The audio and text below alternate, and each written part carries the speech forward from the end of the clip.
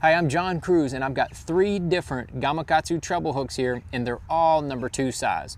And I want to tell you when I use each one, and especially when I use the brand new short shank EWG, which has a 2X strong and it has a magic eye, which helps you get the hook onto the split ring a lot easier.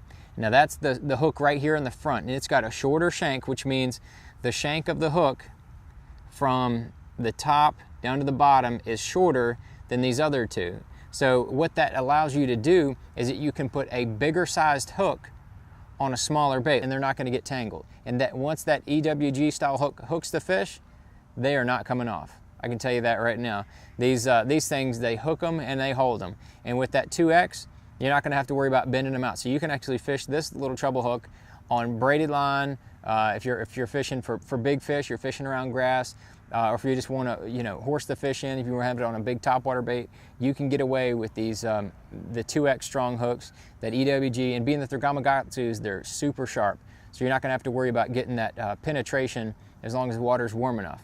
And this is the original round bend. I still like that on baits that are a little bit bigger and the water is cold, and I'm using smaller line, such as jerk baits and smaller crankbaits, things like that. If I'm using them in the pre-spawn, anytime the water's a little bit cooler, anytime the water's cooler, that fish's mouth's going to be a little harder. So that round bend has a little more bite. As you can see, if I tilt it up like that, it digs in real well. It goes straight in, to whereas if I have the EWG, it digs in just a little bit.